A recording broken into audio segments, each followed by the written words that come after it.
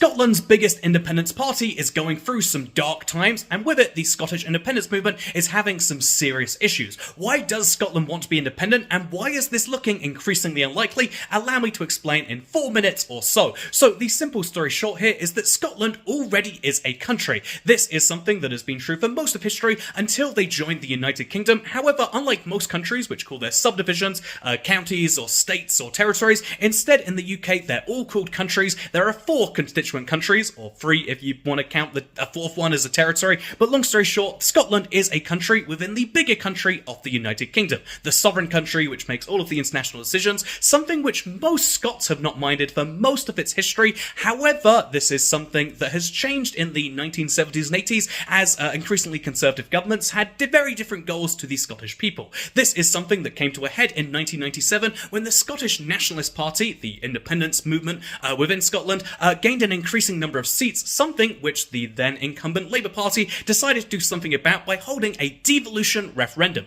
This would allow Scotland to be in charge of their own laws and hopefully fix the problem with Scottish independence by allowing Scottish people to make more of their own decisions. They wouldn't need to be independent because they could simply make their own laws instead. This is something which backfired quite badly if the goal was to placate Scottish independence, because instead of driving it away, it drove support up massively because they had somewhere to vote for it. And as you can see, Scottish independence was massively on the rise to the point where they became the biggest party in Scotland by such a huge margin that the other ones basically didn't exist. And so this was something which was basically counteracted by David Cameron, the Conservative Party. When they took charge, they figured just offer Scotland the in-out referendum, let them decide do they want to be part of the UK or not. And he probably wasn't expecting that the referendum would go so close. In the end, it was 45% of people voting to remain in the UK versus to leave, but it was a very, very close referendum, which basically seemed like it might put the issue to bed, except a lot of Scottish people believed they were voting on a renewed UK EU membership. You know, leaving the UK would mean leaving the EU, something Scottish people were very in favour of, and so when the UK as a whole voted to leave the EU, but Scotland voted to stay, this caused some real tensions, and the independence movement got to heights that it had never reached in the campaign,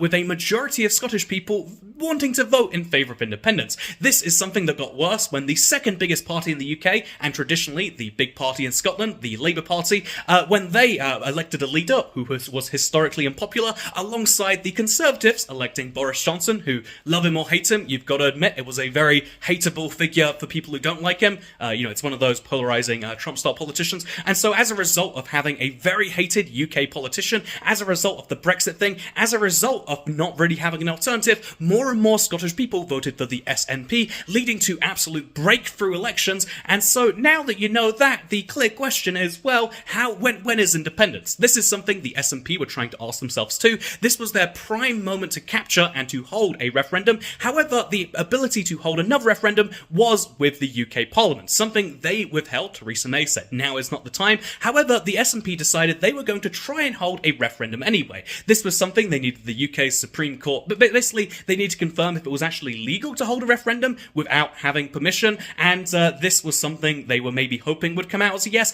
but the UK Supreme Court said no, you cannot hold this referendum. This was a big blow for the movement and started to fracture things, and that is before the scandals revolving around money going missing from the SNP treasuries. This was before the issues with that person who loaned the company a bunch of money being the current leader of the SNP's, or the former leader of the SNP's, like a husband, with the big finance issues that were happening, with lots of money which was earmarked specifically for independence going missing. The Broad Church Party started to splinter apart, and although they have a new leader now in Hamza Yusuf, the question is, can he bring things back together when the party is going through scandal after scandal after scandal, and also the big time to strike, the post-Brexit, Boris Johnson moment was there, and the answer is it looks like they've messed it up. It looks as though at the next general election, things will be very hard for the SNP. Will this lead to another victory? The answer is probably yes, but it will not be a huge mandate for independence. It will not be the same margins we're looking at before, and it might look like Scotland is going the way of Quebec, where it still wants to be independent, it still makes a lot of its own laws,